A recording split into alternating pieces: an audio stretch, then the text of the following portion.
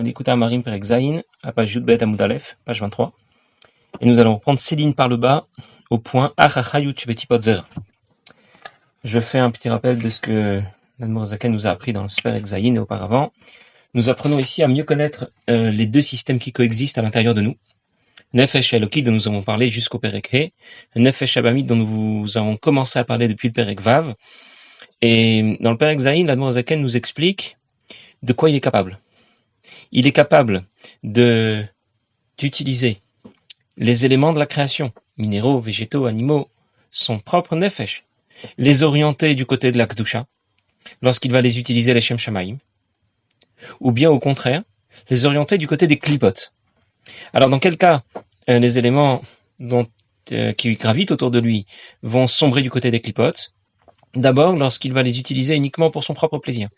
Et dans ce cas, tout cela a sombré du côté des Klipot, du côté du mal, mais le retour est facile puisqu'il s'agissait encore d'aliments ou d'éléments permis, qui étaient utilisables, que la Torah n'avait pas interdit d'utiliser. Par contre, nous avons appris la dernière fois, s'il a profité de l'un ou de l'autre des éléments de ce monde qui étaient interdits, eh bien dans ce cas, la récupération s'avère beaucoup plus difficile. Et nous avons expliqué la dernière fois que s'il a commis une interdiction, ça veut dire qu'il a profité d'un élément de ce monde qui lui était interdit, la récupération ne sera possible que lorsque Mashiach viendra ou que lorsqu'il fera une tchouva me'avaraba, une tchouva exceptionnelle, extrêmement motivée par un amour profond. C'est dire que c'est assez exceptionnel. Maintenant, juste pour préciser, je pense que j'ai déjà dit la dernière fois, concernant la personne qui a commis cette faute, on lui a pardonné immédiatement. Ça veut dire qu'il a commis une faute. Et puis il l'a regretté. Une fois qu'il l'a regretté, à lui, on lui pardonne. Mais les dégâts sont là. Donc lorsque l'Admor Hazaken nous parle d'une récupération qui est plus facile lorsqu'il a utilisé les choses de ce monde juste pour son plaisir, mais c'était permis. Beaucoup plus difficile lorsqu'il a utilisé les choses de ce monde alors que c'était interdit. Il faut attendre que Mashiach vienne ou il faut faire une tchouva motivée par un amour très profond pour Akadosh Baruch Hu. On parle de la récupération, ça veut dire de la réparation des dégâts. Mais une fois qu'il a fait tchouva et qu'il a regretté sincèrement ce qu'il a fait, qu'il ne recommencera plus, eh bien, en ce qui le concerne, il a été pardonné. Mais nous parlons, dans tout ce Pérec, de la récupération du problème. Voilà ce qui se passe donc, voilà quelle est la différence dans les conséquences. Qu'est-ce que cela change? Quelles sont les conséquences lorsque quelqu'un a simplement profité de quelque chose qui était permis pour le plaisir et lorsqu'il en a profité alors que c'était interdit? Voilà où nous sommes arrivés et l'Admor Hazaken nous explique quelles sont les conséquences que cela peut avoir, parce que justement, c'est quand on sait quelles sont les conséquences de nos gestes, de nos actes, eh bien qu'on peut prendre vraiment la décision de ne plus recommencer. Pourquoi quelqu'un fait tchouva? Il décide de ne plus recommencer, il regrette ce qu'il a fait et il n'y arrive pas. Il récidive. Et il va recommencer le soir même, ou la semaine d'après, ou le mois suivant, ou l'année d'après, mais il recommence. Pourquoi? Parce qu'il n'a pas parfaitement intégré. Il n'a pas parfaitement compris quelles étaient les conséquences de sa faute. En plus, on lui a dit « En davar omed bifnei tchouva ». Il n'y a rien qui résiste à la tchouva. Et c'est vrai. Mais on parle de sa tchouva à lui, on parle de ce qui le concerne lui. Effectivement, tu as fait une avéra, ou tu as profité de ce monde pour quelque chose qui était permis, peu importe. Tu le regrettes, sincèrement, tu ne recommenceras plus et on te pardonne. Mais les conséquences sont là. Ça a eu des effets, un impact, soit dans les mondes spirituels, soit dans le monde matériel, mais c'est pas resté un geste vide, sans conséquences. Et lorsque tu prends conscience des conséquences de ton geste, de tes fautes, plus ou moins graves, alors lorsque tu vas prendre la décision de ne plus recommencer, ce sera une décision ferme et définitive, parce que tu sais ce que tu as provoqué comme dégâts. Et c'est pour cela que l'Admor Hazaken insiste pour faire la part des choses entre quelqu'un qui aurait simplement profité de ce monde pour le plaisir.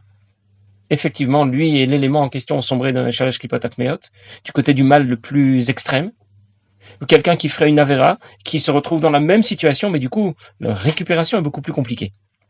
L'Admor Hazaken va maintenant nous parler d'une faute particulière, Zera Levatala, une perte de semence. Cette faute est très particulière parce qu'en même temps, c'est une avéra. Et nous venons de parler de ce qui se passe lorsque quelqu'un commet une avéra. Alors ça peut être avoir consommé un aliment interdit, ça peut être entretenir une relation qui lui est interdite. Et nous avons appris donc que la récupération est difficile, il faut attendre que Mashiach vienne faire une tchouva exceptionnelle. Là, nous vous allons parler d'une faute, Zera Levatala, qui en même temps, qui est une exception parce qu'en même temps, c'est une faute beaucoup plus grave que les fautes les plus communes. Et en même temps, la récupération sera beaucoup plus simple. Et nous allons bien sûr expliquer pourquoi. Mais c'est pour ça que l'Admor HaZaken parle de cette avéra spécifique, à part le fait que c'est écrit dans le livre que toute la richuta galut, tout le fait que l'exil dure si longtemps est dû spécialement à cette faute-là. Et nous savons que lorsque l'Admor HaZaken a écrit Igeret HaTshuva, que nous étudierons si Dieu veut plus tard, eh bien il l'a écrit aussi spécifiquement, il visait spécifiquement la réparation de cette faute particulière. Et même si en général dans la Chassidoute, on n'insiste pas trop sur le sujet, et je vous dirai tout à l'heure pourquoi, on n'insiste pas trop sur le sujet, mais là pour le coup, puisque l'Admor HaZaken nous parlait des conséquences de quelqu'un qui commet des fautes, il fallait qu'il précise que lorsqu'il s'agit de Zer al-Vatala, ce sera différent. La récupération de la faute sera beaucoup plus facile. Alors pour l'instant, l'Admor HaZaken va nous parler de la façon de réparer cette faute, et ensuite il nous expliquera que cette faute est en même temps beaucoup plus grave que les autres fautes. Alors la première chose, la vie, l'énergie qui provient de cette faute que l'on appelle Zera Levatala, une paire de semences. Cette vie, cette énergie, elle est descendue, elle a sombré dans les shalash klipot atmeot, dans les klipotes les plus obscurs, les plus sombres, les plus loin de Dieu. Comment se fait la réparation de cette faute? C'est très bien, tshuva nechona. Il suffit d'une tshuva convenable. On ne parle plus de tshuva mais ahava, d'une tshuva exceptionnelle, motivée par un amour puissant pour Akadosh Baruch Hu. Pas du tout. Tshuva nechona, ce qu'on va appeler plus tard dans le Geret HaTshuva, aziva tachet. Prendre la décision de ne plus recommencer. Point. Mais ça ne suffit pas. Pour réparer cette faute, il faudra aussi, parce qu'on ne peut pas réparer cette faute si on n'a pas pris la décision de ne plus recommencer. Ça n'a pas de sens. On ne peut pas commencer à réparer et continuer à tout casser. Donc d'abord, arrêter de tout casser. Faire tchouva et ne plus recommencer. Tchouva classique. Mais deuxièmement, ou be kavana atsuma, avec une kavana profonde, puis kriat shema shalamita. Lorsque l'on va lire kriat shema shalamita. Kriat shema shalamita, c'est une des tfilotes que l'on dit avant de se coucher. On dit kriat shema. Dans le Sidot Teilat Hashem, je ne sais pas exactement dans les autres Sidorim, dans le Sidot Teilat Hashem, il y a tout un seder Kriat Shema Shalamita. C'est-à-dire que d'abord, on va déclarer à Kadosh Baruch Hu qu'on accepte de pardonner tous ceux qui nous ont offensés, qui nous ont blessés, qui nous ont fait du mal.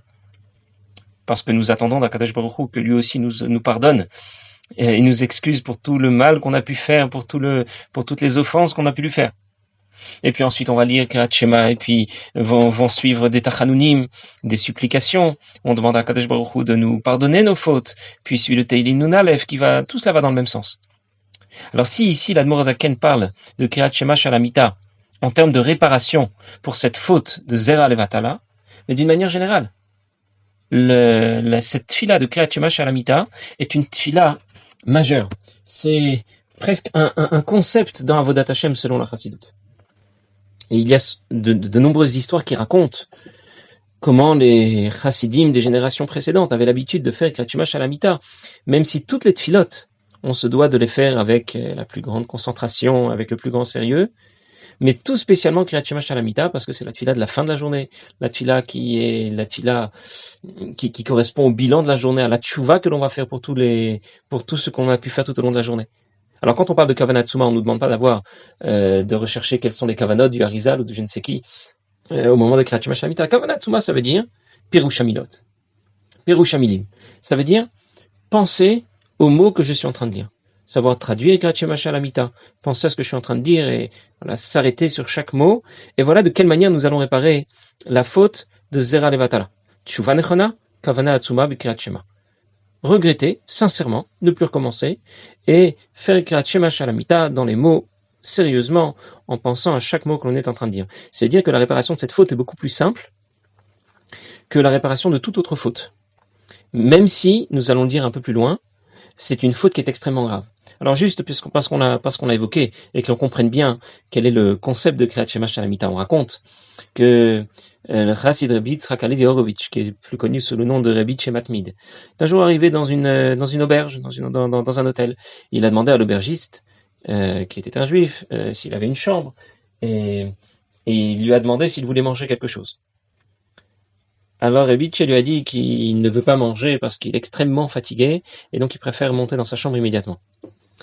Il est donc monté dans sa chambre et 1 heure plus tard, l'aubergiste passe devant la porte et il voit qu'il y a encore de la lumière, il entend du bruit. Il était très étonné, il a pensé que Rebitche était à ce point fatigué qu'il refusait de prendre quoi que ce soit à manger. Il a pensé qu'il allait monter dans sa chambre et s'écrouler immédiatement, dormir. Et plusieurs fois il est repassé comme ça jusqu'au petit matin. Il est repassé devant la porte de Rebitche Matmid, il a vu qu'aux petites heures du matin, il y avait encore de la lumière. Alors le lendemain matin, l'aubergiste a demandé à Rebitche, il lui a dit, vous m'avez dit hier que vous étiez tellement fatigué et que vous n'aviez même pas la force de manger. Si vous étiez tellement fatigué, pourquoi vous n'êtes pas parti dormir jusqu'aux petites heures du matin? J'ai vu qu'il y avait de la lumière dans votre chambre. Et Rebitche lui a dit, c'est vrai, j'étais très fatigué, mais il faut dire Kriyat Shema Shalamita. C'est dire que Kriyat Shema Shalamita, c'est tout un sévère avoda. C'est pas juste la tefila qu'on va dire à la fin de la journée, voilà, parce que comme un protocole, voilà, c'est la tefila qui conclut la journée, que l'on va lire avant de dormir. Un jour le rabbi a dit à Rabbi Hanan Gordon, qui était un des Gabaïm du 770 à l'époque du rabbi précédent, il lui a expliqué quel était le sens de cette fila tout à fait particulière de Kriyat Shema Shalamita, parce qu'il lui a apporté un compte rendu sur les activités de la caisse de Gmilut Rasadim, de près aux pauvres qu'il tenait, et il s'attendait à ce que le rabbi le félicite, parce que le bilan de cette année était vraiment très bon. Et au contraire, le rabbi lui a dit, Rabbi Yochanan, t'aurais pas pu faire un peu mieux, alors que son bilan était exceptionnel. Alors le rabbi a remarqué que Rabbi Yochanan était un peu déçu que le rabbi ne l'ait pas félicité alors qu'il avait fait de grands efforts. Et il lui a dit, sache, Rabbi Yochanan, que toujours on peut rajouter. Chaque nuit avant qu'on aille dormir, on dit Kriyat Shema Shalamita. Et la Chassidoute nous apprend que c'est à ce moment-là que nous devons faire un bilan sincère, un bilan sérieux. On fait le bilan de tout ce qui s'est passé dans la journée précédente. Quel objectif avons-nous atteint déjà? Qu'est-ce qu'on aurait pu faire de mieux? Est-ce qu'on a vraiment été à la hauteur? Qu'est-ce qui peut être amélioré? Qu'est-ce qui peut changer? Et chaque soir, lorsque l'on fait ce cheshbon hanefesh, lorsque l'on fait ce bilan, on doit se dire, est-ce que c'est vraiment tout ce que je pouvais faire? Je pouvais pas en faire un peu plus. Et on comprend bien sûr que lorsque l'on a fait Kriyat Shema convenablement, alors le lendemain matin, on ne se relève plus du tout le même. Il est clair que si on s'est couché comme un lion, alors on se lèvera le lendemain matin comme un lion. Le chassid Reb Gershonberg qui avait l'habitude de dire, avant d'aller dormir, Gershonberg, tu vas dormir maintenant, tu dois faire tchouva pour que demain tu te lèves un autre homme, un homme complètement différent. Alors bien sûr, vous allez me dire, mais ça tombe à un moment de la journée, on n'est pas toujours très en forme. On a compris que c'était une tefila majeure, celle qui va conclure la journée passée, engager la journée la journée suivante. Mais c'est le moment où on est le plus fatigué. Alors un jour, justement, un certain Tamim, appelé Reb David Rodok, s'est plaint au Rabbi Rachab, lorsqu'il était reçu par le Rabbi Rachab. Il s'est plaint justement du fait de ces journées très chargées dans Vodat Hashem. Ces journées étaient tellement chargées que le soir, il est très fatigué, il n'arrive pas à lire convenablement Bekavana Kriyat Shema Shalamita. Et il savait que c'était tellement important. Alors le Rabbi Rachab lui a dit, regardez à quel point c'est une tefila qui a une importance extraordinaire dans tout notre service de Dieu. Le Rabbi Rachab lui a dit, si vraiment tu es fatigué, va d'abord dormir un peu, quelques heures, 1 heure, 2 heures, le temps que tu auras besoin pour te reposer un peu. Et même si à cause de cela, tu vas devoir dire Kriyat Shema Shalamita aux petites heures du matin quand tu vas te lever, eh bien ce sera préférable. Parce que l'essentiel, c'est qu'à la fin de ta journée, tu aies fait Kriyat Shema Shalamita comme il faut. L'heure compte moins. C'est plutôt que tu aies obtenu, au moment de Kriyat Shema Shalamita, le résultat qu'on attendait de toi. Ou bien on peut le prendre dans l'autre sens, des Talmidim, des Talmidat Mimim, qui un jour a posé la même question au Rabbi, mais c'était donc à une autre époque, une époque où c'était peut-être où la réponse que le Rabbi va donner, on va dire, est plus adaptée aux jeunes de notre époque. Le Rabbi lui a dit, mais il ne faut pas attendre d'être complètement épuisé pour dire Kriyat Shema Shalamita. Si vraiment tu vois que à 11h ou à minuit, tu es déjà trop fatigué pour faire Kriyat Shema Shalamita, dans ce cas, fais-le plus tôt. Même si tu vas te coucher quelques heures après, l'essentiel, c'est que ce soit un moment au cours duquel tu vas faire le bilan sincère de la journée précédente et prendre de bonnes décisions pour la journée suivante. Et pour la même raison, un jour, le Rabbi Rachab a demandé un jeune homme qui lui disait qu'il jeûnait pour essayer de réparer ses fautes. Rabbi Rachab lui a dit, pas besoin de jeûner, tu dois lire Kriyat Shema Shalamita comme il faut. On comprend donc que ce n'est pas une fila comme les autres. Pour ça que ici l'Admor HaZaken nous parle de réparer la faute de Zera al-Vatala avec Tshuva Nechona, ça on comprend, avec une Tshuva sincère et complète, et Bekavana Tsuma Bekriyat Shema Shalamita. On comprend pourquoi c'est cette fila particulière qui a été choisie, parce qu'elle a une place majeure dans tout notre service de Dieu, elle a une importance capitale dans le mouvement de Tshuva qu'on attend de nous, et de manière générale et spécifiquement par rapport à cette faute. Et l'Admor HaZaken continue, il dit Kanoda Maharizal. D'où savons-nous? D'où l'Admor HaZaken a su que pour pouvoir réparer cette faute Zera Levatala, il faut Tshuva Nechona, une Tshuva sincère. Et Kavana Atsuma y penser convenablement à ce que l'on dit au moment de cette fila de Kriyat Shema Shalamita. Bien précisément, on le sait des écrits de Kitva Arizal, mais Umrumas Bigmara, c'est aussi marqué dans la Gemara.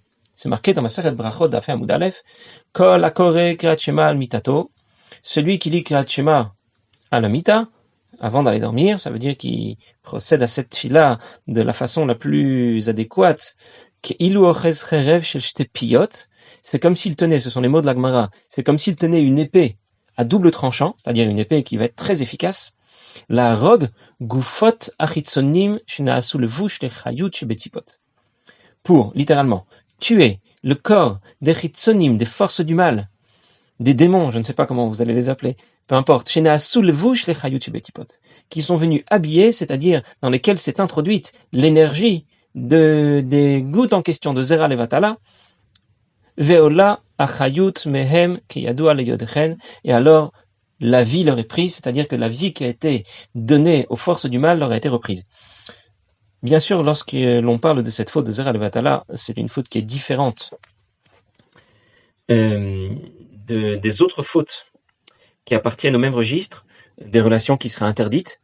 D'ailleurs, ça ne fait pas partie de la liste des relations interdites, même si bien sûr c'est interdit, mais ce n'est pas dans la liste des relations interdites que l'on cite fin de Parashat Acharemot à Mincha le jour de Kippour. C'est aussi interdit, mais c'est une faute qui est différente. En même temps, elle est différente, mais en même temps, elle a des conséquences qui vont être similaires. Imaginez quelqu'un qui a, on va en parler à la fin du Pérec, qui entretient une relation interdite avec une femme avec qui il n'a pas le droit de se marier. Que va-t-il se passer? Il va avoir des enfants. Ça veut dire que dans le monde matériel, sa faute va se concrétiser par le fait que des enfants vont naître. Ils sont la concrétisation physique de la faute qu'il a commise, puisque cette relation avec cette dame était interdite. Eh bien, lorsque quelqu'un commet cette faute que l'on appelle Zera Levatala, c'est aussi ce qui va se passer. Sauf que il n'y aura pas d'enfant physiquement dans ce monde, parce que c'est une faute que quelqu'un va commettre tout seul. Mais ça aura tout de même des conséquences. Spirituellement, il y a eu aussi de l'énergie qui est venue s'introduire dans les goufot achitsonim. Admor HaZaken parle ici de gouffres, de démons qui ont été créés à cause de la faute qui a été commise.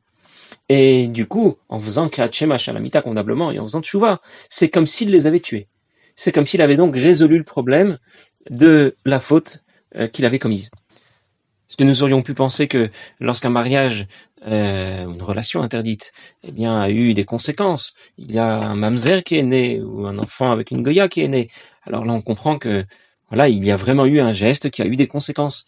L'enfant qui est né est la représentation physique de la faute qui a été commise. Eh bien, même dans le cadre de cette faute, où il ne s'agit pas d'une relation avec une autre personne, Zera Levatala, là aussi, cela a eu des conséquences, sauf que, au lieu d'être des conséquences matérielles, c'était des conséquences spirituelles. Il y a une histoire d'ailleurs qui raconte, c'est l'Admor HaZaken lui-même qui racontait cette histoire. Il raconte qu'un jour, avec les autres élèves du Maguide de Mezrich, le Maguide a récité un Mahamar au sujet du Pasuk Vidvada, qui concerne l'obligation de reconnaître ses fautes, et puis il a demandé à ses élèves de l'accompagner. Il leur a demandé de prendre leur talit et tefilin, et ils sont arrivés dans une auberge, et le Maguide de Mezrich, comme ça raconte l'Admor HaZaken, le Maguide de Mezrich a demandé à l'un de ses élèves d'aller ouvrir la porte. Alors, lorsqu'il a été ouvrir la porte, il a vu que c'était plein à craquer. L'auberge était remplie de monde. Et c'était très étonnant parce qu'il n'y avait aucune charrette dehors, aucun cheval. Alors on se demandait d'où était venu tout ce monde. Et il a donc refermé la porte. C'était impossible d'y rentrer. Et il était retourné voir le Maguide. Et il a dit au Maguide que c'est tout simplement pas possible. On peut même pas rentrer dedans. Tellement c'est rempli à craquer. Alors le Maguide est descendu de la calèche et Et il a ouvert la porte, et effectivement, c'était rempli de monde.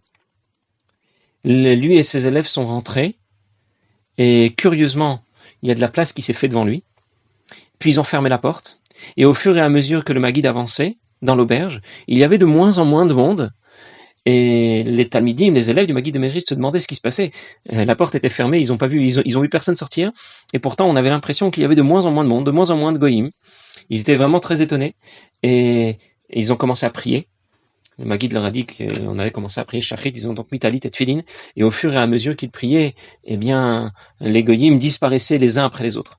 Une fois que la tfila était terminée, il n'y avait plus personne, et il n'y avait que l'aubergiste qui était là, et le Maguide demande à l'aubergiste comment ça va, comment va sa parnassa, et l'aubergiste lui répond, eh bien voilà, vous voyez bien, il n'y a pas trop de monde ici. On ne voit jamais personne. Alors les élèves du Maguide étaient très étonnés parce que auparavant ça avait l'air rempli. Et l'aubergiste qui leur dit on ne voit jamais personne. Et le Maguide n'avait pas l'air du tout étonné de la réponse de l'aubergiste.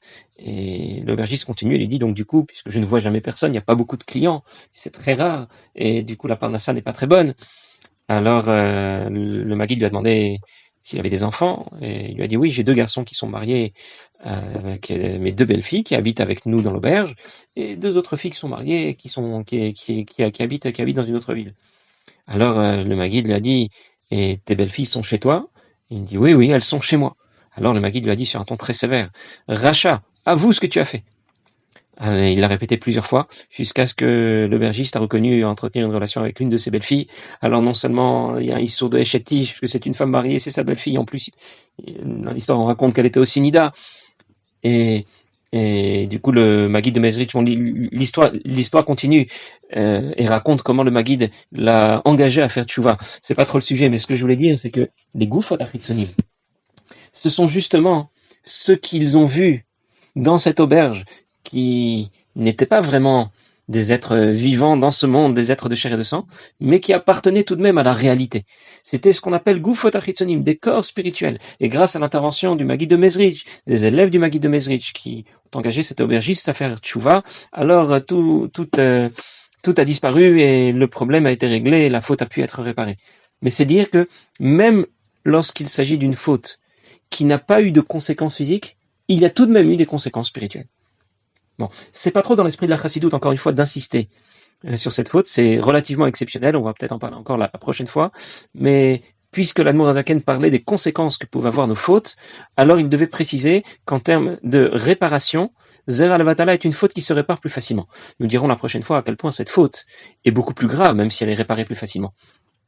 Et c'est le double aspect de cette faute, kalkalatenu, zuitakanatenu, c'est-à-dire qu'en même temps, il y a un point plus léger, en même temps un point beaucoup plus grave. Bon, nous verrons ça la prochaine fois, Bezrat Hashem. Une bonne journée à tous.